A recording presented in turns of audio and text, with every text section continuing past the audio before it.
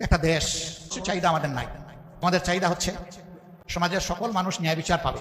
আমাদের চাহিদা হচ্ছে সমাজে বৈষম্য থাকবে না। চাহিদা হচ্ছে দুর্নীতির কোনো রেশও থাকতে দেওয়া হবে না। জানেন, আমার একটা জিনিস ভাবতে খুব আশ্চর্য লাগে। আমাদের দেশে কিন্তু সকল রাজনীতি দলগুলো চাঁদাবাজের বিরুদ্ধে কথা বলে, দুর্নীতির বিরুদ্ধে কথা বলে।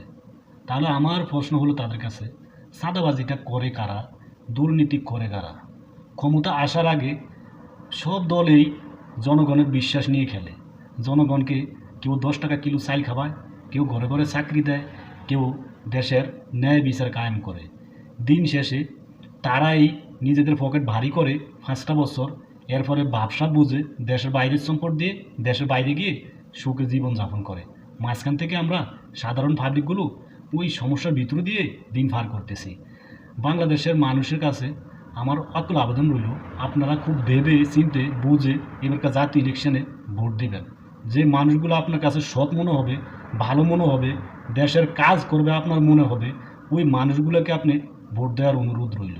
আমরা সবাই কিন্তু দুর্নীতি চাঁদাবাজির বিরুদ্ধে কথা বলি, কিন্তু আসলে প্রকৃতভাবে শুনতে যদিও খারাপ লাগে, আমরা কিন্তু সবাই সুযোগ পেলেই দুর্নীতি চাঁদাবাজির সাথে জড়িয়ে যাই।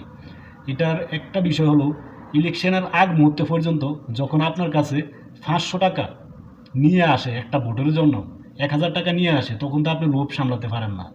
এই কারণে আমি বললাম যে আমরা সবাই সুযোগ পেলে সেই কাজের সাথে জড়িয়ে যাই। আপনি যদি ওই দিন ওই 500 টাকা না রেখে আপনার ভোটটা আপনি সৎ ব্যক্তিদেরকে দিয়ে দেন, তাহলে কিন্তু 5টা বছর অন্তত আপনার সন্তানাদির জন্য, আপনার আত্মীয় স্বজনের জন্য, আপনার পাড়া প্রতিবেশীর জন্য সরকার কাজ করে যাবে। যদি ভালো একটা সৎ, ভালো একটা ন্যাক্কার, ভালো একটা মানুষকে দেশের শাসক বানাতে পারেন, আপনাদের কাছে অনুরোধ রইল, আপনারা 100 টাকা 500 টাকার বিনিময়ে আপনার বিবেকটা বিক্রি করে দিয়ে কোনো একটা খারাপ মানুষকে দেশের শাসক বানিয়ে দিবেন না। যে সমস্ত লোকগুলো আশ্বাস দিয়ে পরে আপনার এই আশ্বাস ঠিক রাখে না, আপনার বিবেক বুদ্ধি সব কিছু তারা কিনে নিয়ে পরে আপনার সাথে প্রতারণামূলক ব্যবহার করে, আপনাকে সেটা করে দেবে এগুলো বলে শেষ পর্যন্ত আপনার খোঁজখবরটাও রাখে না। নিজের সন্তানাদিগুলোকে বিদেশে রেখে লেখাপড়া করায়া নিজে দেশে যত রকমের বদমাইশি আছে ওইগুলো করে দিন শেষে সুযোগ বুঝে দেশের বাইরে চলে যায়। এমন ব্যক্তিদেরকে দেশের শাসক বানানো থেকে বিরত থাকুন। আমাদের দেশে এখন বর্তমানে সকল দলেরই নেতার অভাব নাই।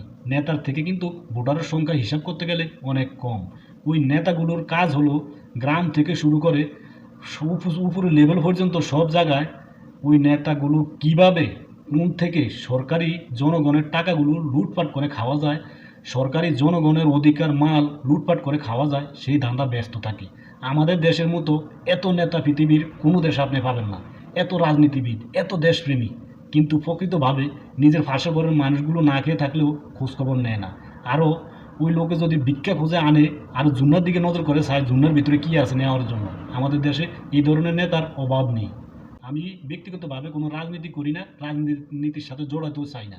আমি একজন সাধারণ মানুষ হিসাবে নিজের ব্যক্তিগতভাবে নিজের দেমাগ থেকে কথাগুলো বললাম। কেউ কারো গায়ে মেখে আমাকে শত্রু মনে করবেন না। সবাই ভালো থাকবেন, সুস্থ থাকবেন। আল্লাহ হাফেজ।